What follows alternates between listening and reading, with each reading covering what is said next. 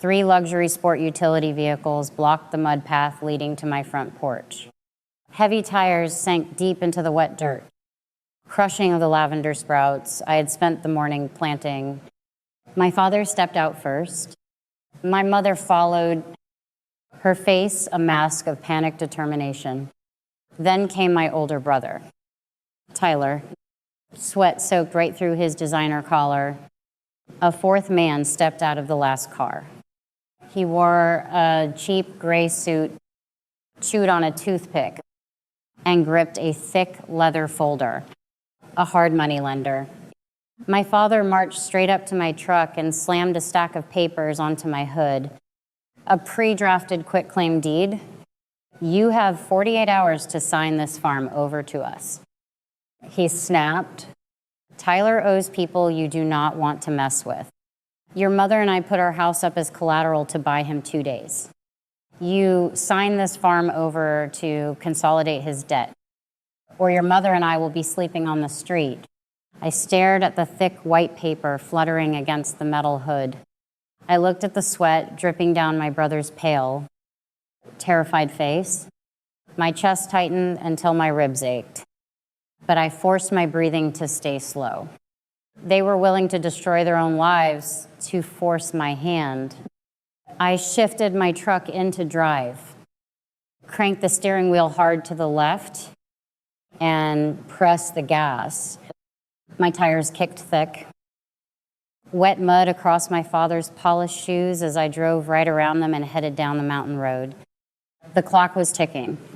My name is Sarah Mitchell. I am 30 years old. Before I bought this land in Asheville, North Carolina, I spent 6 years as a high school biology teacher. I graded papers until midnight and lived in a cramped apartment that smelled like old radiator dust. My family always treated my life like a cute, inconsequential hobby. The contrast was burned into my memory 5 years ago. We were sitting at a high-end steakhouse in downtown Charlotte. The waiter poured champagne that cost more than my weekly grocery budget. My father stood up, raised his glass, and handed Tyler a set of heavy brass keys. It was a penthouse apartment in the financial district, purchased in full for $1,200,000. Tyler was 25, fresh out of a mediocre business program, and ready to build his crypto empire. My parents wept tears of joy. At the end of the dinner, my father slid a thin manila envelope across the tablecloth toward me. Inside was a deed to a rocky, overgrown, $200,000 plot of dead land in the mountains. He did not look me in the eye. He just took a sip of his wine and muttered that I should take the old dirt lot. At least you cannot ruin anything important. He had said, they broke me that night.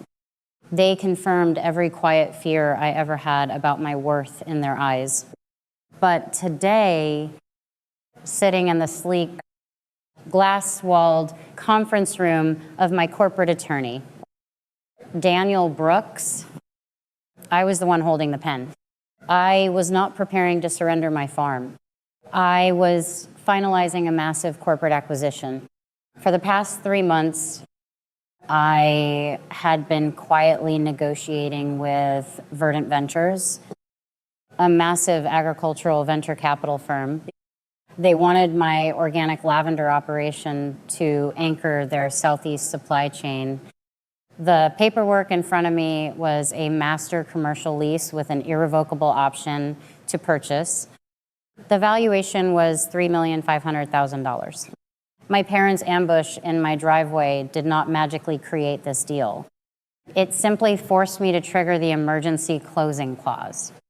By signing my name on that dotted line, Verdant Ventures gained immediate, legally binding tenancy and operational control of my property. I would retain my position as managing director, holding a massive equity stake, but the land itself would become a highly protected corporate asset. Daniel slid the final page toward me. He tapped the signature line, The ink flowed smooth and black. The deed was done. My phone buzzed relentlessly on the mahogany table. Text after text from my mother. Blood is thicker than water. Sarah, we are family. You cannot let us lose our home. The hypocrisy tasted like ash in my mouth. While I was taking freezing baths because my water heater broke and working 14-hour days pulling life from dead soil, Tyler was bleeding money into algorithms. He had lost $1,500,000 in leveraged crypto bets and underground gambling. 6 months ago, I had called him to ask for a small loan to fix my tractor. He had laughed through the receiver, telling me to stop playing in the mud and get a real job. Now, the loan sharks were circling him. And my parents were weaponizing their own potential homelessness to guilt me into saving their golden child. I picked up my phone. I ignored the legal threats. I ignored the emotional blackmail. I typed a single cold line to my mother. Come to the main processing barn at noon tomorrow. We will settle the transfer. 3 dots appeared instantly. Then a reply. Thank God. We knew you would do the right thing. They thought they had won. They thought their psychological terrorism had broken my spirit. I looked up at Daniel. We need to move the press conference. I told him Verdant Ventures had already planned a massive media event to announce their regional agricultural expansion. It was scheduled for next week at a luxury hotel downtown. I instructed Daniel to call the executives and shift the venue to my barn exactly 48 hours early. My best friend, Megan Carter, sat in the corner of the law office, tapping furiously on her laptop. She was fiercely loyal, the kind of friend who would help you hide a body or, in this case, bury a toxic family. Megan was anonymously leaking the details of the multi-million-dollar buyout to every local news outlet and agricultural journal in North Carolina. She promised exclusive interviews and a catered lunch. The media frenzy was guaranteed. The next day, the Asheville sun beat down on the gravel driveway of the farm. High noon. The 3 luxury sport utility vehicles rolled through the open gate. Mark, Lauren, Tyler, and the hard money lender stepped out into the heat. They brought the forged quitclaim deed, expecting to find me weeping at the kitchen table, ready to sign away my life's work. Instead, they walked straight into a corporate spectacle. White caterers' tents lined the perimeter of the processing barn. Giant green and silver banners bearing the Verdant Ventures logo hung from the cedar rafters. 4 different local news crews had cameras mounted on tripods. The red recording lights blinking in the shadows. 50 people in tailored suits mingled with champagne glasses. The color drained from my father's face so fast he looked ill. My mother gripped the door of her vehicle, her knuckles turning white. Tyler stood frozen in the gravel, his chest heaving, his eyes darting frantically between the cameras and the corporate signage. He realized in real time that the farm was no longer my private property for him to extort. Megan intercepted them before they could take another step toward the barn. She held a thick stack of manila folders. She slapped the first one against my father's chest. Corporate cease and desist orders. Megan said, her voice carrying over the hum of the crowd, and permanent trespassing bans for all 3 of you. Take the paperwork. Mark. The cameras are rolling. Daniel Brooks stepped up beside her, flanked by 2 private security contractors in dark suits. Daniel politely informed the hard money lender that any attempt to coerce a signature on this property would be treated as corporate espionage and reported directly to the Federal Bureau of Investigation. The lender took one look at the cameras, cursed under his breath, turned on his heel, and got back into his car. He abandoned my family in the dirt. I stood at the podium at the center of the barn. I looked directly at my parents. I did not scream. I did not cry. I just smiled, tapped the microphone, and began my speech about the future of sustainable agriculture. They were forced to turn around and drive away in total. Humiliating silence. 2 weeks passed. The news vans left. The venture capital funds cleared into my accounts. The mountain air grew quiet and peaceful again. But entitlement is a sickness that does not cure itself. Tyler was completely out of time. The underground lenders were threatening his life. Desperation makes people do incredibly stupid things. At 2 o'clock in the morning on a Tuesday, Tyler drove his truck up the back access road of the mountain with his headlights turned off. He hiked through the dense pine trees carrying a heavy red plastic gas can. He intended to burn my central processing barn to the ground. Maybe he wanted to extort a cut of the insurance money. Maybe he just wanted to inflict pure, spiteful pain because he could not stand the fact that the dirt he mocked had turned into gold. He never even unscrewed the cap. The second his heavy boots crunched onto the gravel behind the barn, silent thermal perimeter sensors triggered. Verdant Ventures did not rely on rural police response times to protect a $3 million corporate asset. They had stationed an armed private security detail in an unmarked vehicle on the property. 24 hours a day. 2 security contractors tackled Tyler from the blind spot behind the silos. They drove his face hard into the dirt and zip-tied his wrists behind his back before he could even shout. He spent 40 humiliating minutes pinned to the freezing ground, weeping into the mud, waiting for the county sheriffs to arrive. Because Verdant Ventures was a massive entity, and because my farm already supplied organic goods to grocery chains across state lines, Tyler's midnight arson attempt was not classified as local vandalism. It was an attack on a commercial facility engaged in interstate commerce. It was a federal crime. Tyler was transferred to a federal holding facility. There is no early parole in the federal system. My parents panicked. Mark and Lauren were forced to liquidate their remaining retirement accounts and sell their own home to pay for federal defense attorneys. They lost the very wealth they had weaponized to try and destroy me. They were left with exactly what they gave me 5 years ago. Nothing. I walk through the lavender fields now at dawn. The morning mist clings to the purple blooms. The corporate sign gleams quietly near the front gate. The air is cold, sharp, and entirely mine. People ask me how I survived the psychological warfare of my own blood. They ask how I could watch my family lose everything and not step in to save them. It comes down to understanding the twisted reality of the golden child and the scapegoat. Toxic parents do not actually love the golden child more. They love the control that the golden child's dependency gives them. They fund the failures because it keeps the child tethered to their ego. And they hate the scapegoat because the scapegoat survives without them. My independence was a mirror reflecting their absolute lack of power. And they wanted to smash the mirror. Living through that extortion taught me 3 absolute rules for survival. Rule number 1. The loudest threat is always the weakest.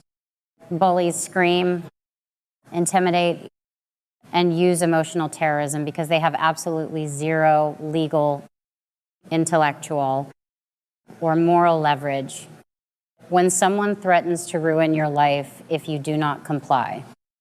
Silence and strategy are your deadliest weapons. Rule number 2, true revenge does not require a single insult. You do not need to argue with toxic people. You do not need to convince them of your worth. You simply outgrow them.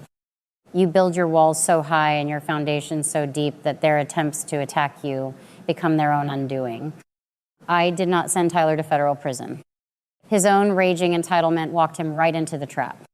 Rule number 3, your boundaries are only as strong as your absolute willingness to enforce them.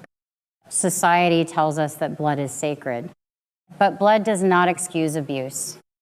You owe no loyalty, no debt, and no sacrifices to people who view you as collateral damage in their own chaotic lives. If you are the one sitting in the shadows right now, holding the worthless dirt your family handed you while they celebrate someone else, you have a choice to make. Are you going to let them convince you that dirt is a grave, or are you going to pack it down, plant your feet, and build an absolute empire on top of it? Drop a comment below if you have ever had to take the pruning shears to your own family tree just to give yourself enough sunlight to survive. Publish ready script, educational breakdown segment. I know exactly what you are screaming at the screen right now. You are sitting there wondering, why on earth did she wait so long? Why did she endure years of freezing baths and 14-hour workdays while her family treated her like a backup bank account? Why didn't she just cut them off the night they handed her a plot, dirt, and laughed? It is easy to judge from the outside. But let me explain exactly what was happening in Sarah's brain. Because if you have ever been in a toxic relationship, whether with a partner, a boss, or your own parents, you have probably fallen into this exact same trap. It is called the slot machine effect, or intermittent reinforcement. Sarah was not stupid. She was addicted. Toxic families do not treat you terribly 100% of the time. If they did, you would leave immediately. Instead, they give you crumbs, a rare compliment, an invitation to dinner, a moment where they actually pretend to care about your life. It acts just like a slot machine, paying out a tiny win after you have lost hundreds of dollars. Your brain gets a hit of dopamine, and you keep pulling the lever, hoping for the jackpot, hoping that this time they will finally love you the way they are supposed to. But the house always wins, and the only way to survive is to walk out of the casino. Let us look at the street-smart financial moves Sarah made to secure her freedom. Because she didn't just walk away, she built a fortress. First, she used what I call the buyout strategy. Notice how Sarah didn't try to argue with her parents' forged paperwork or their emotional blackmail. She realized that fighting them on their level was a waste of energy. Instead, she accelerated a massive corporate acquisition by bringing in a $3,500,000 venture capital firm. She transferred the legal liability of the property to an entity far too massive for her family to fight. She invested in her freedom by making herself legally untouchable. Second, she used the building the case method. Sarah did not react with anger when the threats started rolling in. She kept the text. She noted the arrival of the hard money lender. She let them act recklessly while she moved in total silence. Scammers and abusers thrive in chaos and screaming matches. They absolutely panic when you respond with cold, documented corporate action. Finally, she understood the ultimate rule of financial self-defense. Never set yourself on fire to keep someone else warm. Her parents were willing to become homeless to bail out a son who had gambled away over $1 million. They wanted Sarah to burn with them. She refused. You are allowed to walk away from people who hurt you, even if you share a last name. Trust and access to your life are earned currencies. They are not owed to anyone simply because of genetics. If this story resonated with you, or if you have had to build your own empire out of the dirt someone else threw at you, share your story in the comments below.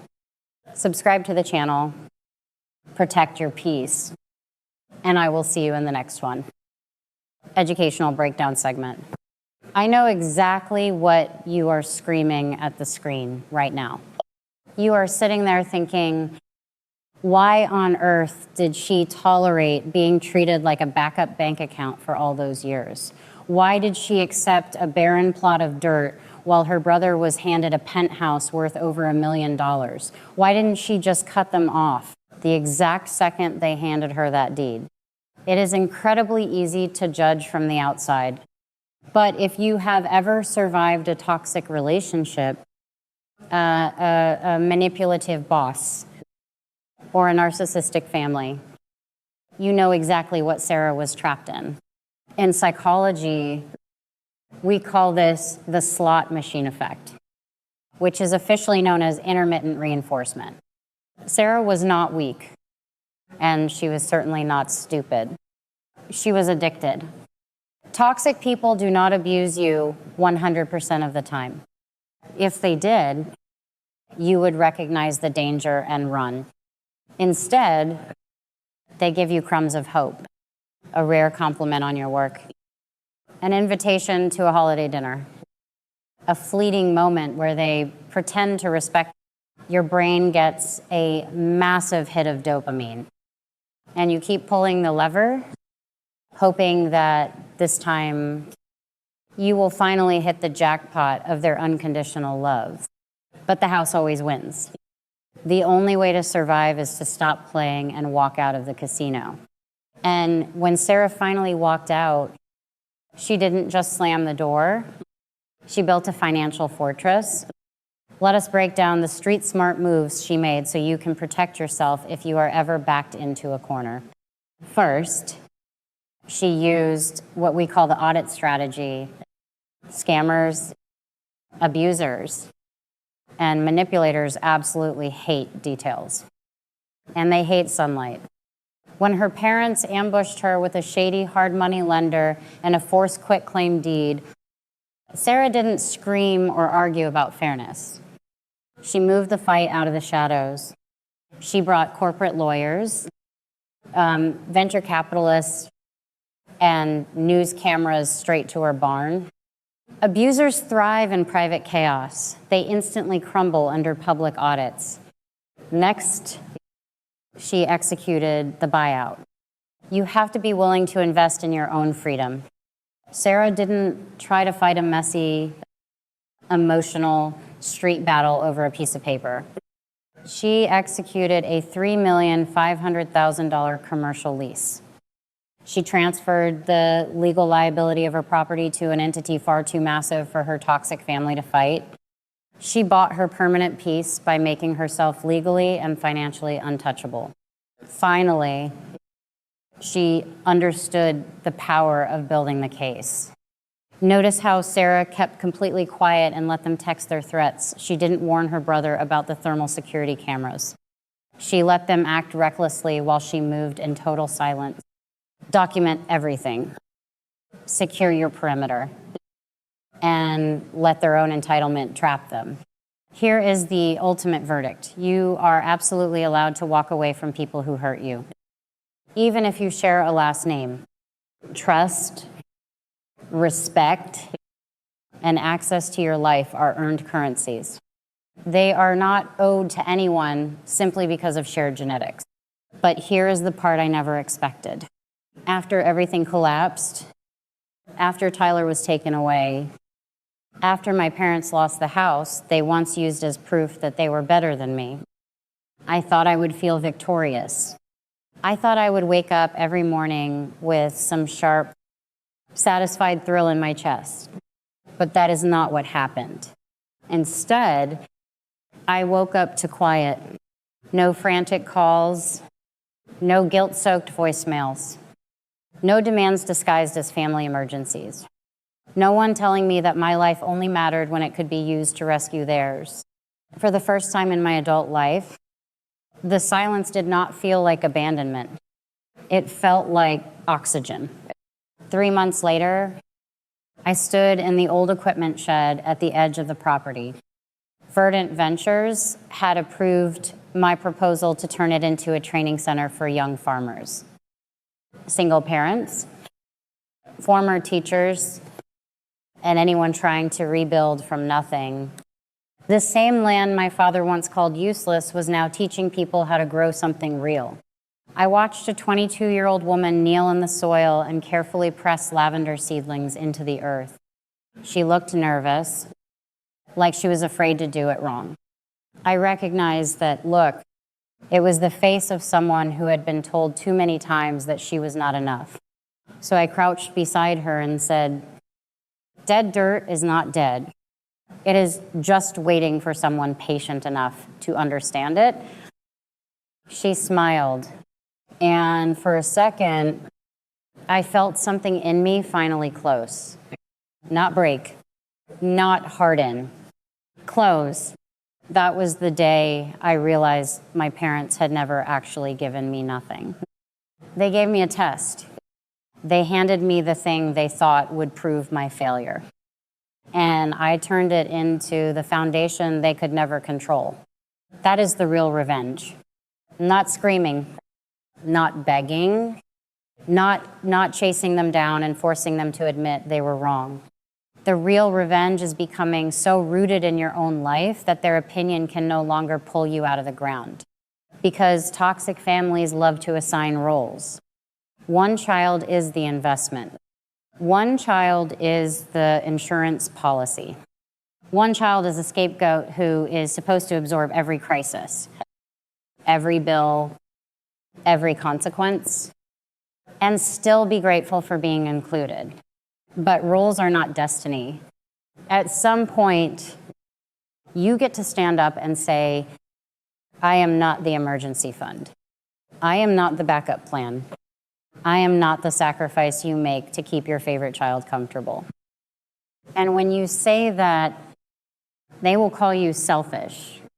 They will call you cold. They will say, success changed you.